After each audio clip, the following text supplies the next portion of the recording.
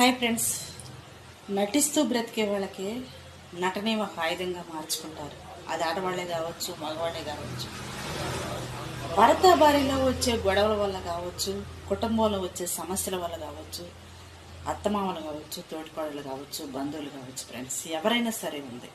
ఒక కుటుంబాన్ని కలపటానికి చూస్తారు, కానీ ఒక కుటుంబాన్ని మాత్రం విడగొట్టడానికి ఎవరో చూడరు అని ఒక చిన్న శాస్త్రం చెప్తూ ఉంటారు.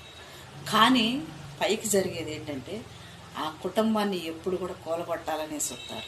వాడికి ఆస్తులు ఉండొచ్చు, ఉద్యోగం ఉండొచ్చు, వాడి తరపున ఏమీ లేకుండా పోవచ్చు, కానీ వాడు సంపాదించినవన్నీ మనమే అనుభవించాలి, మనకే కావాలి.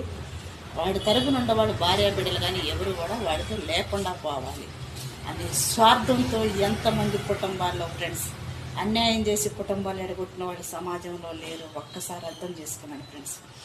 గాయం ఎవరిదైనా బాధేనండి.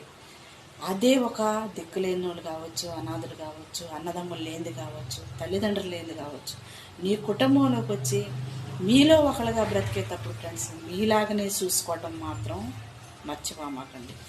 అవకాశం ఉంది కదా, ఏ దిక్కు లేనిది కదా అని చెప్పేసి అది ఆడవాళ్ళే కావచ్చు, మగవాళ్ళే కావచ్చు, ఆస్తులు కాసిపడి కుటుంబాలను కూలగొట్టుకోకండి ఫ్రెండ్స్. ఎందుకంటే మీ బిడ్డల కుటుంబాలు కూలగొట్టే వాళ్ళు దేవుడు ఒకరిని సిద్ధం చేసి ఉంచుతాడనే